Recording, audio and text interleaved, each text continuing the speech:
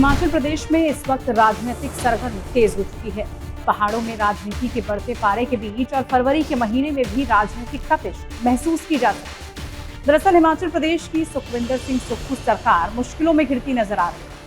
मात्र 14 महीने पहले उत्तर भारत में कांग्रेस को जश्न मनाने की वजह देने वाली देवभूमि की ये कांग्रेस सरकार अब लड़खड़ाने लगी है। हालांकि सीएम सुखविंदर सिंह सुक्खू ये स्पष्ट कर चुके हैं कि उन्होंने कोई इस्तीफा नहीं दिया। उन्होंने कहा, मैं एक योद्धा हूं, हम बजट में बहुमत को साबित करेंगे। बागी विधायकों में से कुछ विधायक हमारे संपर्क में, हमारी सरकार पूरे 5 साल चलेगी। योद्धा हैं, युद्ध की तरह लड़ाई लड़ रहे हैं। सबसे पहले तो मैं ये स्पष्ट कर देना चाहता हूं कि कुछ मीडिया हाउस में ये खबर चल रही है कि माननीय मुख्यमंत्री जी ने इस्तीफा दे दिया। मैंने कोई इस्तीफा नहीं दिया है। मैं एक योद्धा हूं, आम परिवार से निकला हुआ योद्धा लड़ाई में संघर्ष करता है और जीत संघर्ष की होती है। तो ये बात मैं आज स्पष्ट तौर से करना चाहता हूं। जो ये प्रोपोगंडा कर रहे हैं कि ये जो बजट है, बजट सेशन में जो विधायकों को बरगलाने की बात कर रहे हैं, वो इस बात का ध्यान रखे। हम बजट में अपनी मेजॉरिटी को साबित करेंगे और जब हमारी मेजॉरिटी साबित होगी, निश्चित रूप पर भारतीय जनता पार्टी ये जानती है कि जो विधायक थे वो उसमें से कुछ विधायक हमारे संपर्क में हैं और जो राजनीतिक लाभ उठाने के लिए कुछ लोग हैं, वो राजनीतिक लाभ भी नहीं उठा पाएंगे। ये मैं स्पष्ट कर देना चाहता हूं। कांग्रेस पार्टी की सरकार 5 साल चलेगी। आम आदमी की सरकार है, कर्मचारी की सरकार है और महिलाओं के सम्मान की सरकार है। भारतीय जनता पार्टी जिस प्रकार का बर्ताव इस सदन में कर रही है वो उचित नहीं है। यानी सरकार को बचाने के लिए डैमेज कंट्रोल किया जा रहा है।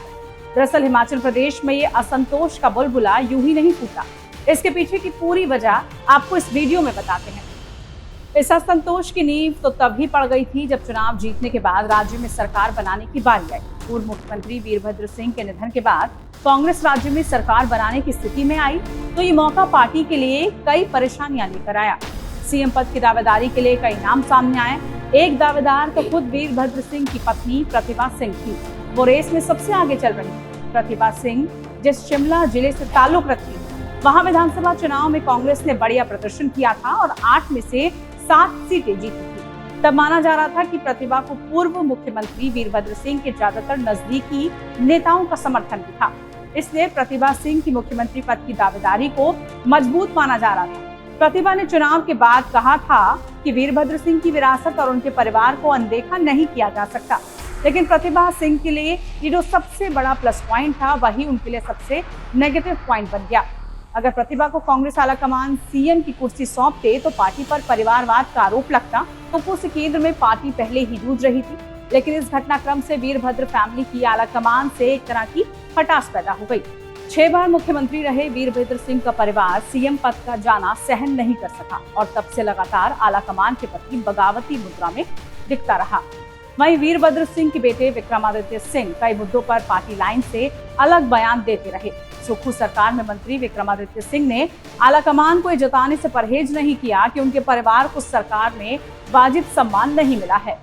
जिस व्यक्ति 6 बार जो हिमाचल प्रदेश का मुख्यमंत्री रहा, 6 बार, जिसने ये सरकार बनाई, जिसकी वजह से ये सरकार बनी प्रदेश के अंदर, उसकी मूर्ति लगाने के लिए 2 गज जमीन इनको माल रोड के ऊपर नहीं मिली।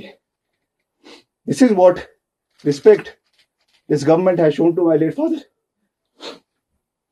इस तरीके की जो चीज हुई है, हम इमोशनल लोग हैं। इमोशनल पद से हमें कोई लेना देना नहीं है। हमको ये कोई लेना देना नहीं है कि सरकार रहती है कि नहीं रहती है, हम पद पे रहते हैं कि नहीं रहते हैं, मगर एक रिगार्ड, एक रिस्पेक्ट जो होनी चाहिए थी। बारी बारी बोलने के बावजूद जो चीज ये नहीं कर सके, ये बहुत दुर्भाग्यपूर्ण है और निश्चित तौर से राजनीतिक रूप से नहीं मगर भावनात्मक रूप से मैं बहुत आहत हूं। इस बीच सुखविंदर सिंह राज्य में सरकार चलाते रहे, लेकिन 68 सदस्यों वाली विधानसभा में 40 सीटें लाकर सरकार बनाने वाले सुक्खू अपने विधायकों से संवाद और तालमेल बिठा नहीं पाए। ये वो सियासी रणनीति थी जिसमें वीरभद्र सिंह माहिर थे। वहीं राज्यसभा चुनाव की रेस में कांग्रेस ने हिमाचल प्रदेश से अभिषेक मनु सिंघवी को उतार दिया।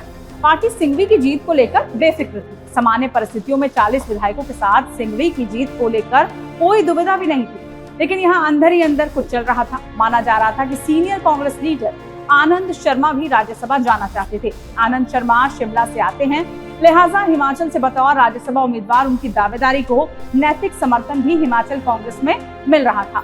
चुनाव हारने के बाद सिंघवी खुद कहते दिखे कि ये एक तरफ से कांग्रेस बनाम कांग्रेस की ही लड़ाई बन चुकी थी, क्योंकि जिन 6 विधायकों ने क्रॉस वोटिंग की, उन्होंने डिनर और नाश्ता उन्हीं के साथ किया था। फिर भी वो उनकी मंशा को नहीं समझ पाए। दिलचस्प ये है कि जिन 6 विधायकों ने बीजेपी के पक्ष में क्रॉस वोटिंग की है, उन्हें स्वर्गीय वीरभद्र सिंह के कैंप का माना जाता है। ऐसे में ये उम्मीदवार फिजिकली तो कांग्रेस के कैंप के साथ दिख रहे थे, लेकिन वोट डालने के लिए इनकी वफादारी बीजेपी के हर्ष महाजन के साथ चली गई। इसी का नतीजा रहा कि सुक्खू सरकार की नैया आज जगमगा रही है। आपको ये वीडियो कैसी लगी जरूर बताइएगा। इस तरह की तमाम वीडियोस के लिए आप बने रहिए times now Bharat digital platform के साथ।